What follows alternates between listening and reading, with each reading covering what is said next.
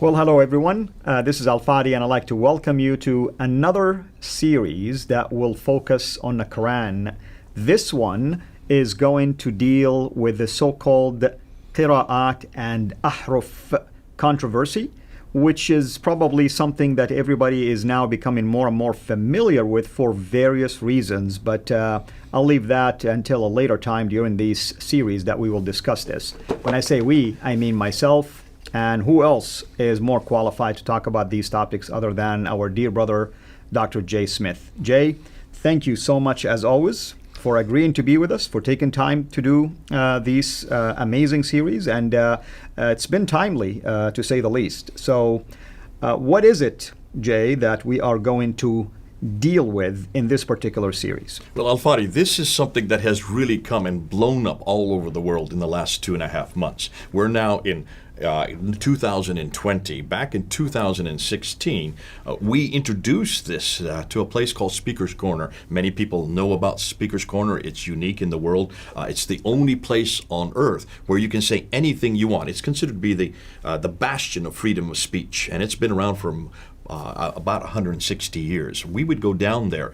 Hatun Tash is the one who we really need to give credit to. She was the one that actually found out about these qira'at by accident. She was in a North African city, and she has teaching there, and she went into a bookstore to find some Arabic Qurans to bring back to her students. And so she went in there innocently and said, could I please buy some good Arabics Qurans? And the response was, well, which one do you want? She says, what do you mean, which one do I want? She says, well, there's many different kinds of Qurans. Now, from a Muslim background that she had grown up in Turkey, she'd never heard this before. That's right. And it floored her. I mean, you'd never heard this growing up, have you? Absolutely. So there's one Quran, and that's all Always you hear. been one Quran. That's right. And so she was curious. She says, what are you talking about? Well, she says, well, the most popular one here is called the Warsh Quran. She says, Warsh Quran? I thought that the Quran is one. And then there's the other one called the Hafs Quran, and they had the Qalun, and they had these others. Well, she said, well, give me them all. And so she brought them back to London and introduced them to me. And I remember kind of smiling because I had heard about this when I was in my seminary with Dr. Dudley Woodbury had talked about these different qira'at or ahruf. But back then, I didn't think that they were in existence anymore. I had thought that they had been thrown into the Nile River. I thought that they had been done with. I thought this was taken care of back in 1924. Just like Uthman thought he took care of the other things also. Isn't that interesting? Yeah. He thought by burning all these That's right. other qira'at, these other dialects, that would take care of it. And I think this is something we're going to be unpacking. So that was a surprise to her. Back, I think it was 2013, 2014. I can't remember the year. But it was there from that point that she started collecting these. And I remember having we had a discussion about this there in London. And I said, Hatun, why are you doing this? I didn't really think that this was that important. And still to this day, for me as an academic, for you as an academic, this is not that important from an academic standpoint because we're just talking about 5 dots and 3 vowels. 5 dots and 3 vowels. At least academically speaking, correct. Who cares? So this is done much later. This is done in the 8th, 9th, and 10th century, and this is nothing more than trying to ameliorate, trying to understand the consonantal text, trying to understand the skeletal text, trying to make sense of these words. Because remember, back in the 7th century, there were only about 16 letters.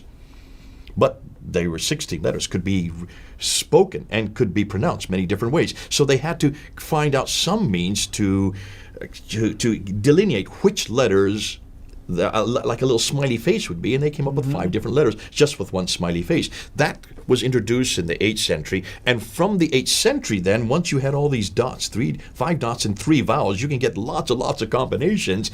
People were coming up with all kinds of combinations, and for me, thinking in 2013, 2014, when Hatun started bringing these back to London, I said, you're just talking about pronunciation. You're just talking about dialectical differences. You're talking about really nothing more than orality.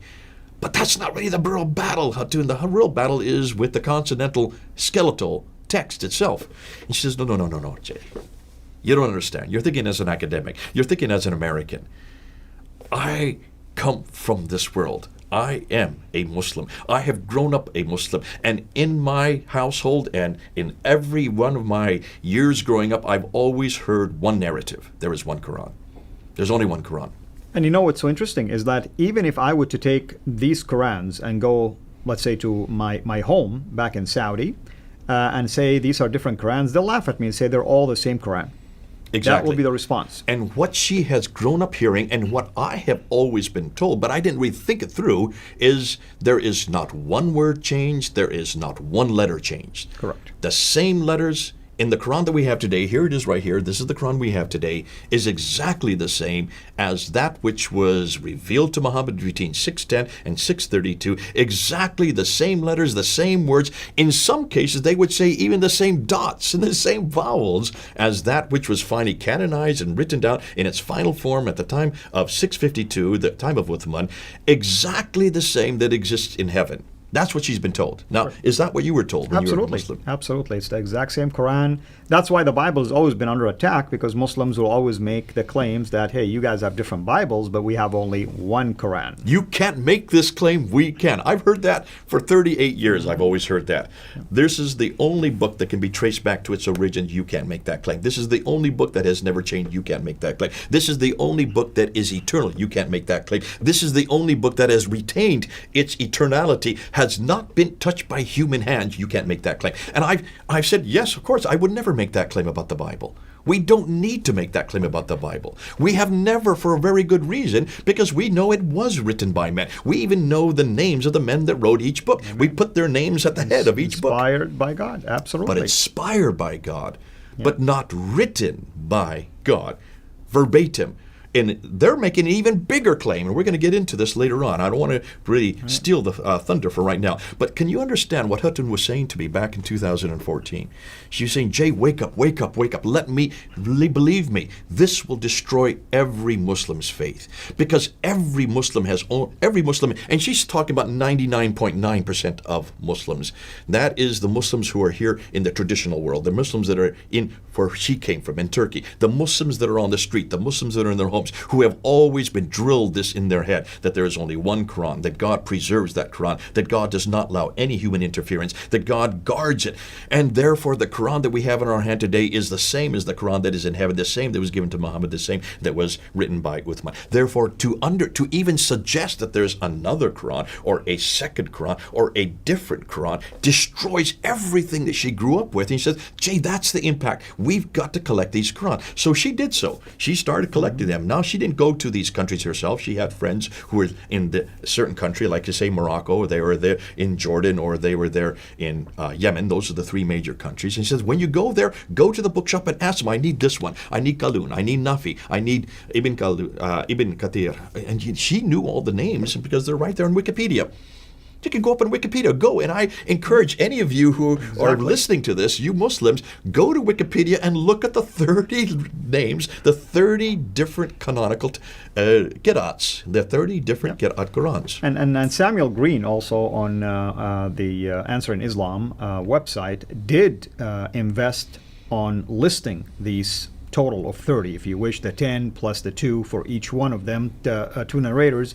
And you even have links to where you can go and buy these different ones. I mean, it's like right there out in the open. It's not like there are secrets out there that you cannot really find them. It's available. Show you what we have sitting right in front and of us. I was going to ask you to explain to people, maybe now or next time, what is it that we're showing here? Why do we have these many different so-called Qurans? Why are they sitting right in front of us? Well, folks, these are 7 that I just bought about 2 weeks ago.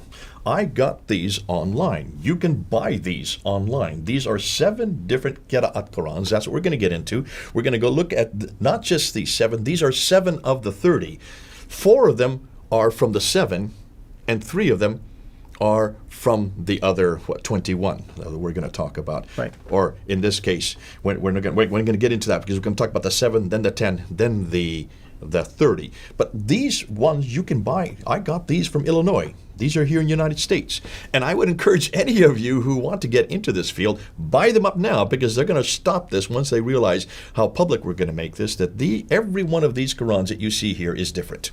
Not one of these is the same. And these has nothing to do with translations. This has nothing to do with English or French or Portuguese or any other language. These are all in Arabic, which is your language. Yeah, and I want to just explain because people ask me sometimes, are you saying these are two different Qurans, different meaning, like when you open them, you're not going to find exactly the same thing? I know where you're coming from when you say different. Please explain, what do we mean by different? So when you look at the Arabic, now this is Arabic and English. This is the Quran that we use today. This is the Quran that everybody uses. Well, now according to Al-Fadi, at least 90% of the Muslim world uses this one. And this is the one that we have to use, and it's called the Hafs Quran. We'll get into that later on, what we mean by Hafs. This is the Quran here. I'm going to put it right side up. Here we go. When you look at this one here, let's get it the right way. This right here, look and see what it says. It says Warsh right there. Right. Warsh. Min Nafi'. That's okay. right. Now, there, it's from the family of Nafi. Now, this one here and this one are two of the most popular Qurans in the world today. This one is used in North Africa. This one is used all around the rest of the world, and this is one we have to use. But just looking at the Arabic text in these two, there are 5,000 differences between this book and this book.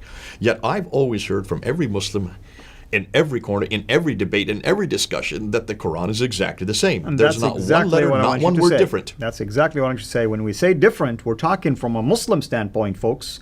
Muslims will tell you it's one Quran that has no changes whatsoever, yet, there you go, you've heard it, 5,000 changes just between these two. We're going to unpack that a little bit more in another episode. We're going to look at some of the changes. We don't have the time to go through all 5,000. And we're not the ones who are doing the work. You and I haven't done the work here. This has been done by a group who, they're in Australia, working under Bernie Power, Dr. Bernie Power, and his whole team of Arabists. They are all Arab speakers. They are all Arab teachers. They are all grammaticists. They have looked at these five, and they have broken them down into categories. And we're going to look at some of those categories, just to show you that with this, these are not incidental changes. These change not only wholesale words, but also the meanings, and in some cases the practices, and also some cases the beliefs. Well, Dr. J, you're whetting our appetite, so let's summarize for people what is it that they will be exposed to in the course of this particular series. Yeah, we're going to go through a number of episodes. I can't say how many yet because it depends on the time. But what we want to first start with are what the Muslim leaders' claims are. And what I would like to do with you, because you come from an Arab background, I want to look at the presuppositional difficulties. You need to be careful what presupposition you start with. That will be the first thing we talk about, because that's hugely significant. Depending on the presupposition, your outcome will be different. That's right. Secondly, then I want to look and see what the modern Muslims scholars are now saying. And then I want to go back and compare that with what the medieval Muslim scholars said, and particularly the ones who actually gave us the list of these qira'at. I want to go to Ibn Mujahid and see what he And that's believed. like 400 years later, after the rise of Islam, and we'll tell people why. Well, in case Mujahid, it's 300 years. You're right. Yeah, 300. 936. That's so right. we're talking about the medieval. He did not say what the modern Muslim scholars are saying. But then something happened another century after that, in the 11th century. I don't want to steal the thunder on that one either, so we'll wait till we get to that episode. From there, we're going to look at the 30 official qira'ats that we have today. We're going to show them. We're going to show you the sequence of them. Then we'll move into looking at the variant Qurans. We're going to then ask, how did they come to those 30, or are there more than 30? Hold on to that question. That's going to be fun, because we're going to find there's actually more than 30. And then we're going to unpack as how they were formed. What was it, and what was the criteria they used to choose these 30? Right. You're going to love that one. In fact, that's one of my favorite, because then we're getting to some academic questions. Not there. only that, I mean, I would like for people to know how they chose the most popular one, Hafs, in the first place. Well, that's going to come to that. Yeah. Because before we do that, though, we do want to look at some of the variants. We want to see just how substantial these variants are. Are they meaningless? Are they nothing more than just pronunciation? Mm-hmm. And from there, we'll move into the Hafs. And before we go into the Hafs, I'd like to do a comparison between the Hafs and the Warsh, these two. And we'll do an episode just looking at these two, comparing these two. And by the way, these are the most common ones, you know, Hafs in the most of the Muslim world, Warsh at least in North Africa. Yeah. So they're very common.